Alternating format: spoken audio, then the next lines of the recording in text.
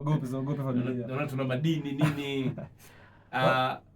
Umechagua engo ya mimi kila nikiona video zako. Naam. Mavazi ambayo umeyavaa leo hapa ndani ndio waga umeyavaa pia kwenye video za kwako zote nazoziona. Umechagua ndio wewe muonekano wako ama ndio wewe utambulisho wako?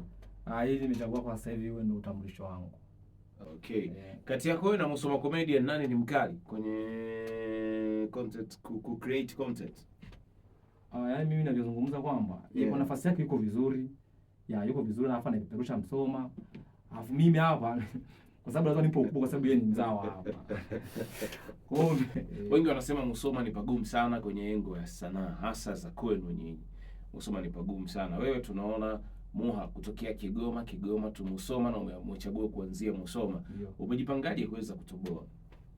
Kiukweli kabisa na mimi nachopenda kwa hivi bana nado mnyama. Mimi nataka nianzie hapo. Kwa sababu unajua hata ng'ombe huwa anaanziaga kwenye eneo lake la zizi ndo anaenda kwa mazao. Sababu imekuwa wengi kwamba lazima kwanza uende mpaka wapi.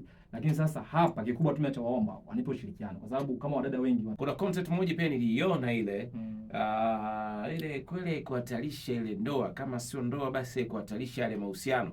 Kuna mdada ulifika ukamwambia unampa shilingi 10,000 kama tu akimpigia bwana yake afu akamwambia mimi na mimba yako, bwana yake akifurahia unampa shilingi 10,000. Ikapigwa simu, mshikaji akapokea, bidada akamsalimia fresh tu mshikaji wake, afu kamwambia nimeenda kupima nimekutwa na nini na mimba yako. Mshikaji majibu ambayo alikuwa anayatoa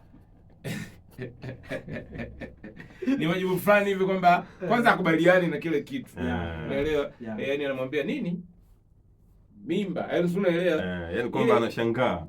Kuna baadhi ya content waga unazitengeneza ama zile waga ni live na kuwepo vile. Zile pale mtu anafuata kabisa hajui kabisa. Ila kuna mmoja ambaye nataka niumize, mmoja ambaye nimwambia nifanya challenge ya kuhusu kupima ukimwi ile. Ile kidogo nilikuwa jawi ile.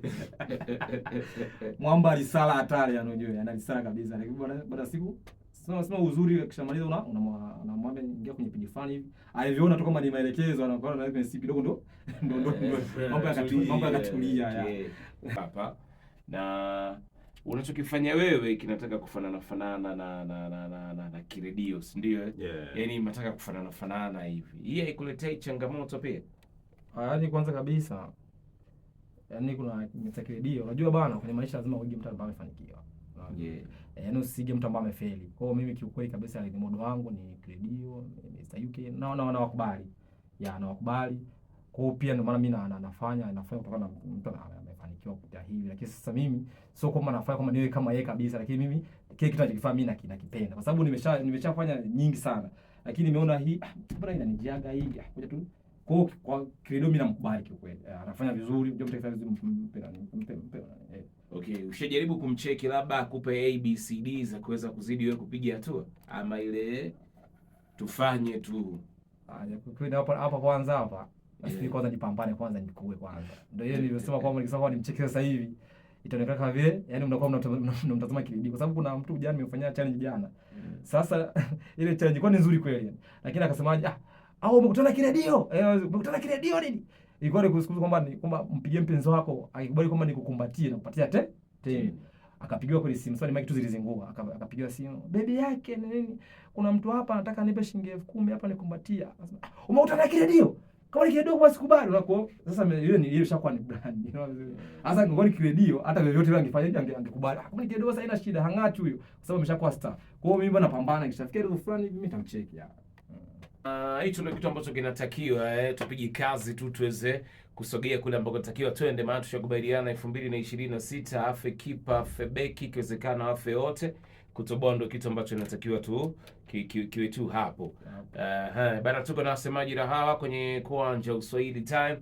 Jumatano leo tumeweza kupiga na story nyingi sana, lakini pia umeweza kumjua kwa uzuri kabisa mshikaji ambaye anafanya content na anapatikana Musoma hapa. So ukikutana naye uko mtaa, alama yake ni mavazi mekundu, yani ana kofia fulani nyekundu, ana shati fulani vile mistari mieupe na mikundu, na pensi fulani pia ya mistari mieupe na mikundu. So ukikutana naye akakuomba tuweze ushirikiano wako ili muweze kupiga kitu, usimkazie, wewe mpe tu ushirikiano ili muweze kutoa kitu. Lakini pia ukikaa vizuri unaweza ukaokota. Vipi leo ndani atuokoti mzee wangu?